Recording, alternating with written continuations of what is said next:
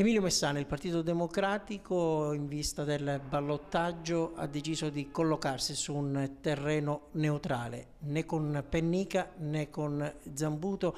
Ecco, quali sono state le valutazioni? Abbiamo preso atto della volontà di Zambuto di non apparentarsi con nessuno, pur avendo offerto, proposto anche un coinvolgimento del Partito Democratico su un piano diverso. Noi abbiamo risposto che il Partito Democratico ci sarebbe stato solo se sulla base di un programma chiaro, certo, ben definito. Questo non è stato voluto da Zambuto e quindi non ci sono le condizioni, fermo restando che il suo programma è ancora quello del primo turno, rispetto che noi avevamo contrastato con la candidatura di Mariella Lobello. La candidatura di Pennica invece, per quanto ci riguarda, ha smarrito durante la campagna elettorale del primo turno quell'aspetto, quella freschezza, diciamo, civica.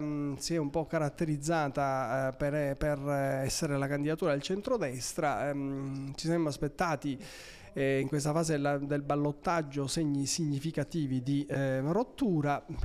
Diamo atto a Zambuto, a Pennica, di aver rivisto la giunta ed è pervenuto anche a nuovi apparentamenti, però per noi non c'erano le condizioni per poter sostenere quel candidato con le caratteristiche che aveva rivelato durante il primo turno. Adragna proprio nei suoi confronti non ha avuto parole di stima, di apprezzamento per quanto riguarda le strategie messe in campo in campagna elettorale? Io rispondo con i fatti. Innanzitutto non condivido l'analisi nella parte in cui non tiene conto dei risultati ottimi avuti dal nostro partito in provincia. Su 13 comuni sono andati al voto, 8 sono stati vinti dal Partito Democratico e 6 sindaci eletti sono dirigenti del Partito Democratico, tra l'altro dirigenti che rispecchiano la ricchezza e la pluralità delle aree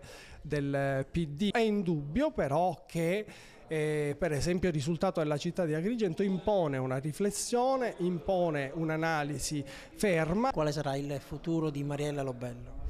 Il futuro di Mariella Lobello è stata un'esperienza molto bella, devo dire, questa di questi 33 giorni in campagna elettorale, sicuramente bella. Non c'è un futuro che appartiene alla persona, naturalmente non ci sono né interessi né poltrone né altro che riguardino e che riguarderanno Mariella Lobello.